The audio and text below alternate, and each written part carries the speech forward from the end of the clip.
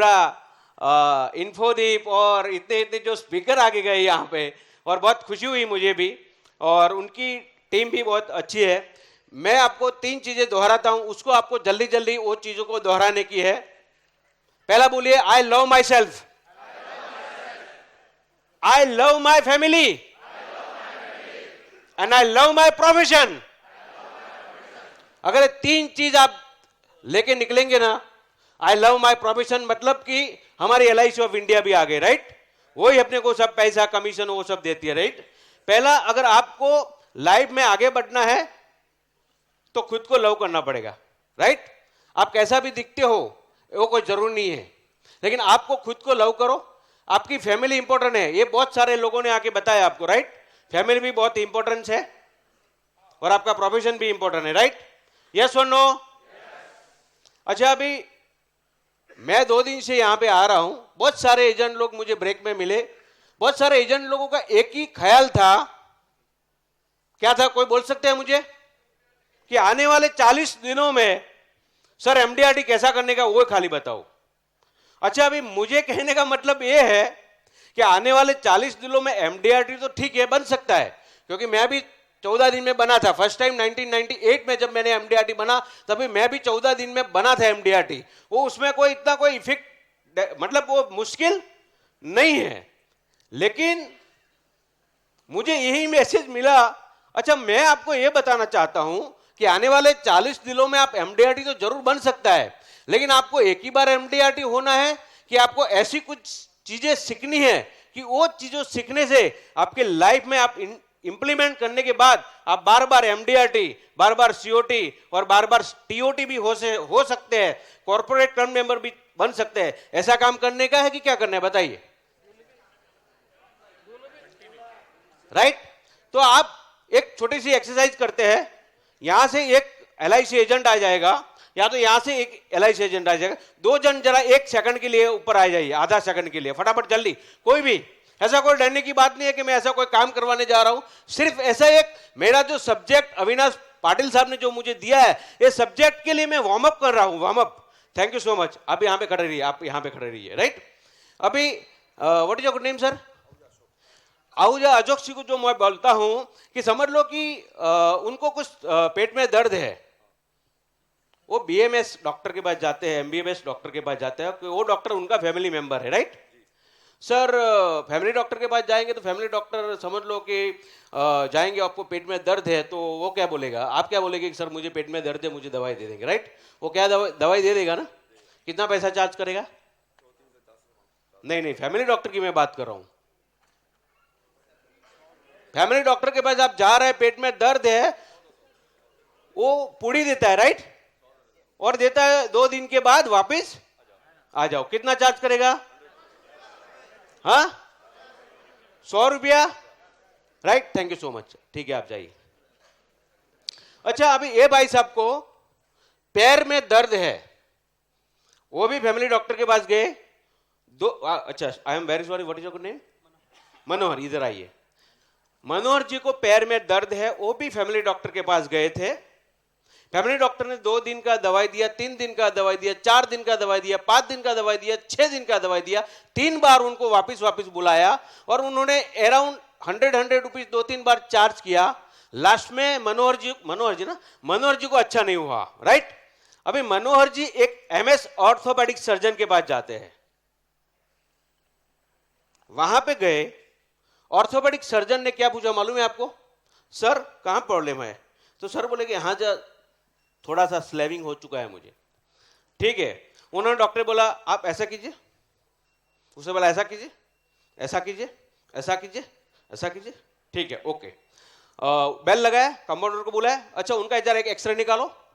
X ray room में गया, x ray आया, एक्सरे देखा, लगाया। उन्होंने फिर इमीडिएट एक प्रिस्क्रिप्शन बनाया। उन्होंने बोला इतना ब्लड रिपोर्ट करके आओ, 3 दिन के बाद मिलता है। उनका फीस कितना चार्ज हुआ मालूम था? 1500। एक्सरे का चार्जेस 500, 2000 रुपीज वहां पे उन्होंने दिया। 4 दिन के बाद वापस ब्लड रिपोर्ट लेने के जाने के बाद बोला ठीक है, लिखा एक पर्ची और बोला आप दवाई बाहर से ले लो। अभी ये डॉक्टर आप बनना चाहते हैं कि ये डॉक्टर बनना चाहते हैं? राइट? तो उन्होंने क्या किया? ठीक है, थैंक यू सो मच, आप जा सकते हैं। उन्होंने क्या किया? उनको बुलाया, देखा, उसको भी मालूम था, एक्सरे में देखा गया है, उसने बाहर से ब्लड रिपोर्ट करवाया है। ये सब करने के बाद उसको बोलता है, हमारी भाषा में क्या बोलता है मालूम है? इंश्योरेंस इंडस्ट्री की भाषा में उसको क्या बोलता है? Yes, fact finding. अगर वो फैक्ट फाइंडिंग आप नहीं करेंगे, सस्पेक्टिंग अगर नहीं करेंगे, तो क्या होने वाला है? आप जो पॉलिसी 1 लाख 2 लाख जो बेचना चाहते हैं ना, 5 लाख वो भी बेचेंगे। तो ये मेरा कहने का मतलब क्या था कि सभी लोगों का कहना यही था, राजेश सातोरगी ने साहब ने वही बताया, सभी लोगों ने वही बताया, आर के शेट्टी ने भी बताया, सभी लोगों का कहने का मतलब ये है। तो मैं अभी 2 चीज का कोशिश करता हूं आप लोगों को डेली टू डेली भी कैसा अगर सेल करने का है, एमडीआरटी बनने का है, और आपको बड़ा भी इंश्योरेंस कैसा बेचने का है उसके बारे में मैं बताना चाहता हूं। और मैंने इस जरिए कैसा बड़ा इंश्योरेंस बेचा है, अगर टाइम रहा तो मैं प्रैक्टिकल एग्जांपल पे हूं जाऊंगा, नहीं तो क्या है, ये स्लाइड आपको जो मुझे बताने का है वो रह जाएगा। अभी देखते हैं कि मैं कितना फास्ट चलता हूं, और जो मेरे पास जो मटेरियल है आपको दिखाने के लिए, वो मटेरियल में अगर हम पहुंच पाते हैं जल्दी जल्दी फटाफट, तो प्रैक्टिकल एग्जाम्पल हम पे जाएंगे। 2-3 मेरा प्रैक्टिकल एग्जाम्पल मैं लूंगा, और प्रैक्टिकल एग्जाम्पल से मुझे 1-1 करोड़ की 4 पॉलिसी ये ह्यूमन लाइफ वैल्यू समझाने की बात मुझे मिली थी। दूसरा एक एक्सपीरियंस आपको शेयर करना चाहता हूं कि जब मैं मेडिकल पार्टी का कराने के लिए गया था मैं, तभी मुझे पार्टी ने बोला कि भरत भाई मेरा कितना इंश्योरेंस चाहिए। तभी मैं भी ह्यूमन लाइफ वैल्यू नहीं जानता था, मैं भी ह्यूमन लाइफ वैल्यू नहीं जानता था, लेकिन मैंने पार्टी को मोटा मोटा बताया उसका लास्ट 3 साल का इनकम टैक्स रिटर्न देखते हुए कि भाई आपका 1 करोड़ का पॉलिसी होना चाहिए। जब मैं सबअर्बन डायग्नोस्टिक सेंटर में पार्टी को लेके बैठा था, तभी उनका एक भाई ने मुझे पूछा कि सर हमारा इंश्योरेंस कितना होना चाहिए, क्योंकि मैंने उसको 12.5 लाख का पॉलिसी बेचा था। तो मैंने बोल दिया कि आपका 1 करोड़ का होना चाहिए। उसको लगा कि भरत भाई ने with in a second 1 crore कैसा बोल दिया। तो उसका जो भाई था उसने थोड़ा मुझे बोला कि भरत भाई आपने सीधा 1 करोड़ बोला, उसका फिगर किधर से आया। उसको ये नहीं मालूम था कि भरत भाई ने लास्ट 3 साल का हमारा आईटीआर चेक करके बोला था कि 30 साल का एज था, 22 टाइम अगर इनकम हमारी इनकम के हिसाब से अगर इंश्योरेंस मिलता है तो 1 करोड़ 10 लाख का इंश्योरेंस मिलता है, राइट? यस और नो? मैंने उसको बोला कि 1 करोड़ आपको मिलना चाहिए। हुआ क्या कि 12.5 लाख का मेडिकल को तो हमने वहां के कर लिया। दोनों भाई घर पे जाके कुछ सोचा, क्या भरत भाई ने 1 करोड़ का बात बताया हुआ है तो कुछ तो उसमें दम है। फिर घर पे जाके उन्होंने सीधा मुझे फोन किया कि भरत भाई 50 लाख का हमको इंश्योरेंस करना है। तो मैंने वापस ऑफिस में जाके देखा कि 50 लाख का अगर इंश्योरेंस करना है तो ये मेडिकल तो काम में नहीं आएगा, ईसीजी और ये सब किया था, तो वापस दोबारा बुलाना पड़ेगा। मतलब ओके चलो इंश्योरेंस तो आपका हो जाएगा। अभी हुआ क्या, ये पार्टी को मालूम है 1 साल के बाद। तो मेरा ह्यूमन लाइफ वैल्यू का कॉन्सेप्ट आपको प्रैक्टिकल आप लेके जाएंगे ना, तो मैं आपको चैलेंज के साथ बोलता हूं आप भी मालामाल हो सकते हैं। ये कॉन्सेप्ट में इतना दम है, राइट? अभी हुआ क्या है, अंडर एस्टिमेट कैसा हुआ आप देख सकते हैं कि क्लाइंट को मैंने 50 लाख की पॉलिसी तो सेल कर दी, बन भी गया, सब कुछ हो गया। 1 साल के बाद उसको चेस्ट पेन हुआ। क्या हुआ? चेस्ट पेन हुआ। अंधेरी में संजीवनी हॉस्पिटल में एडमिट हो गए। धाड़ धाड़ धाड़ धाड़ धाड़ धाड़ वो सब रिपोर्ट्स करवाया, राइट? पहले एंजियोग्राफी करवाई, ठीक हुआ। एंजियोग्राफी में दवाई बवाई चली, ठीक हो गया। मेरे पास ही मेडिक्लेम पॉलिसी थी। 3 महीने के बाद वापस चेस्ट पेन, वापस प्रॉब्लम। क्लाइंट अभी थोड़ा घबर गया कि यार बार बार क्या हो रहा है। एंजियोप्लास्टी हुई। एंजियोप्लास्टी की होने के बाद एमडी डॉक्टर का थोड़ी गड़बड़ी की वजह से एंजियोप्लास्टी होने के बाद भी क्लाइंट को चेस्ट पेन नहीं जा रहा था। तीसरा चेस्ट पेन हुआ और तीसरे चेस्ट पेन के बाद सीधा समझ में आ गया कि उसको एशियन हार्ट हॉस्पिटल में एडमिट किया जाए। मालूम है आपको कितना खर्चा आ गया? 12.5 लाख रुपया का। अगेन मेरे पास मेडिक्लेम पॉलिसी थी, टॉपअप नहीं थी वो टाइम पे, तो उसको जो हिसाब से पैसा मिलने के लिए मिला। अभी आपको मालूम है अंडर एस्टिमेट इंश्योरेंस का क्या प्रॉब्लम हुआ दोस्तों? वो क्लाइंट मेरे पास आके 3 बार अप्रोच कर चुका कि मुझे भरत भाई कैसा भी करके इंश्योरेंस दिलाओ, इंश्योरेंस दिलाओ। हमने LIC ऑफ इंडिया में पूरा हिस्ट्री के साथ भेजा। पहली बार क्या हुआ मालूम है आपको? रिजेक्शन। दूसरी बार भेजा रिजेक्शन, तीसरी बार भेजा अगेन रिजेक्शन। अभी आप सोचो वो क्लाइंट को इतना पता चल गया कि भरत भाई ने 1 करोड़ का इंश्योरेंस क्यों बोला था। अभी वो इसकी आंख में पानी आ रहा है, पानी। क्योंकि इंश्योरेंस किसके ऊपर मिलता है आपको? 2 चीज के ऊपर मिलता है, हेल्थ एंड फाइनेंस। अगर उसका हेल्थ नहीं है, फाइनेंस तो जबरदस्त है, उसका IT बहुत कुछ है, उसको क्या करने का? तो हेल्थ नहीं है। तो माय डियर फ्रेंड्स, आपको मैं ये रिक्वेस्ट करता हूं कि उसको अंडर एस्टिमेट मत करो। अगर मेरे पास ऐसा एग्जाम्पल में जाएंगे ना तो मेरी स्पीच यहां पे खत्म हो जाएगी। तो एक काम करते हैं कि मैंने जो प्रैक्टिकली जो बताया हुआ है आपको एज ए PPT के हिसाब से हम जा रहे हैं फटाफट, और उसके बाद कुछ 1-2 मिनट 3 मिनट रहा तो और एक प्रैक्टिकल एग्जाम्पल बताऊंगा कि अंडर एस्टिमेट से क्या नुकसान होता है। ठीक है? अच्छा, अभी what is your human life value? What is a human life value? Right?